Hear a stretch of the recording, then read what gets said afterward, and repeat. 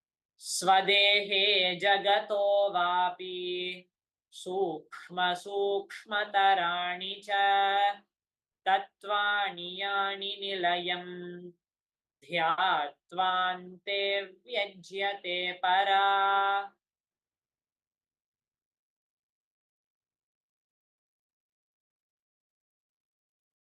Bhagavan Paramashiva beautifully reveals, cognize deeply that from the subtle to the subtlest constitutive principles of your whole body or of the whole universe simultaneously consist of the essential reality. They are all being absorbed in their source cause, Sadashiva, Paramashiva. By the experience of such restful awareness, one becomes complete from all thoughts, and the ultimate universal divine power, Paradevi, is revealed, and the supreme manifestation happens.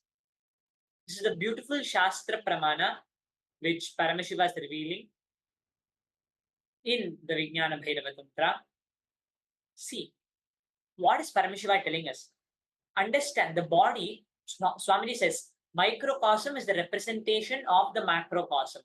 If we see in our whole body, every layer of our body, like they will show the pictures, if we see the pictures of the galaxies, of the stars, it will look exactly like the way our neurons look in our brain.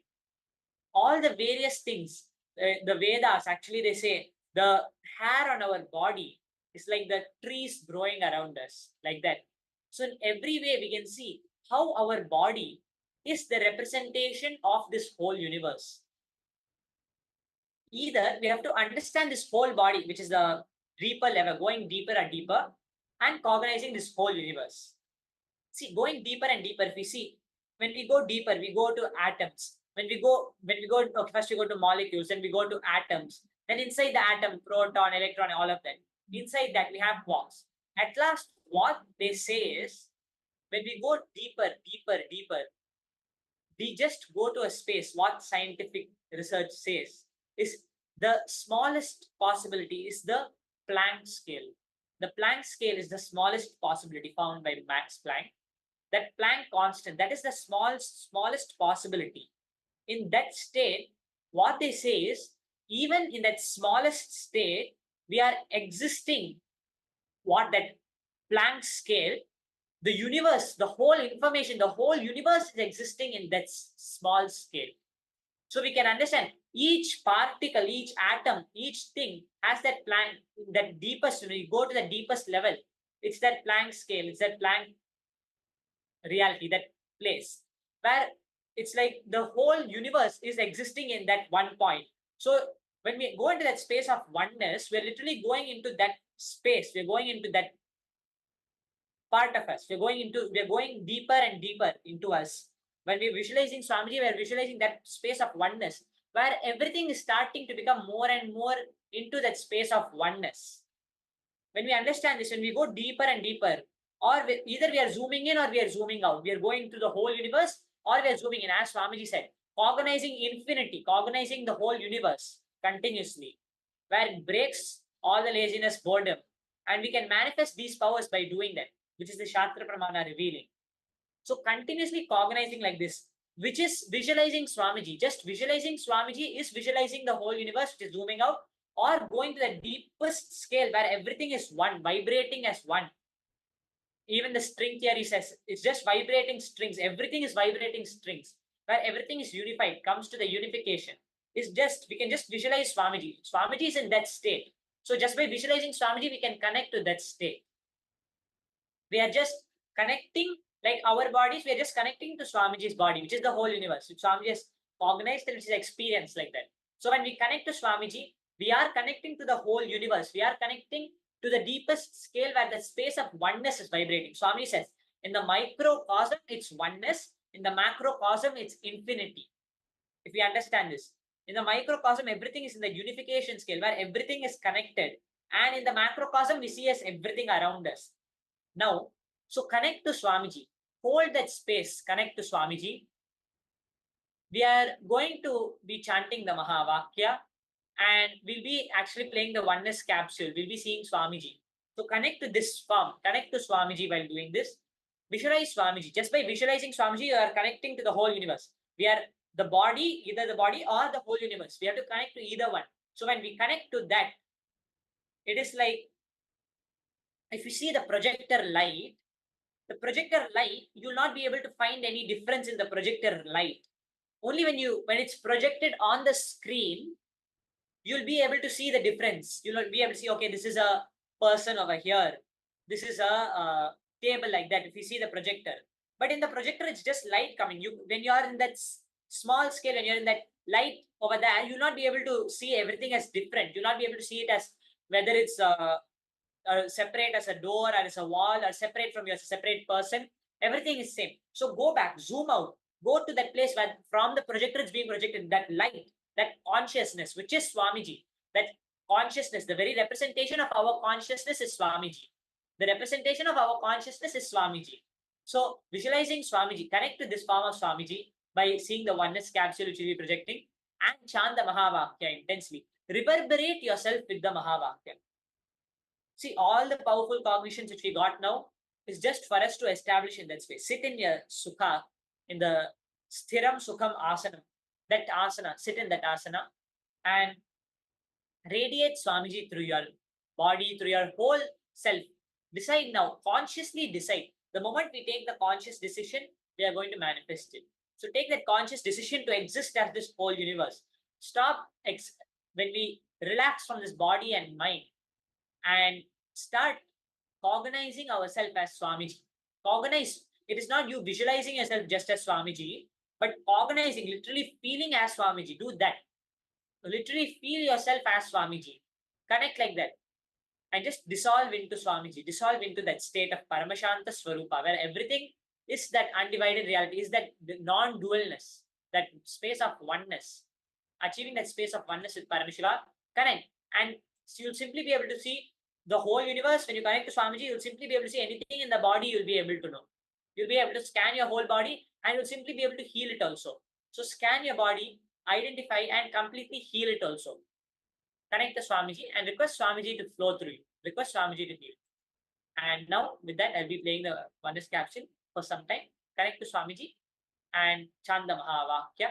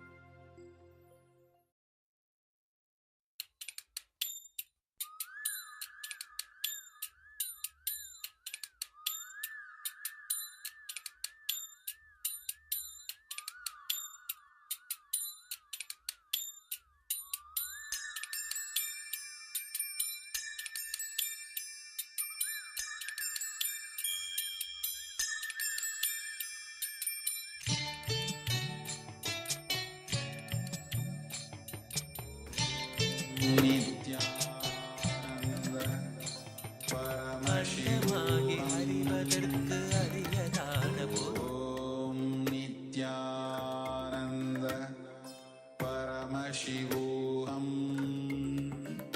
Om Nithyananda. Paramashivoham. Om Nithyananda. Paramashivoham. Om Nithyananda. Paramashivoham.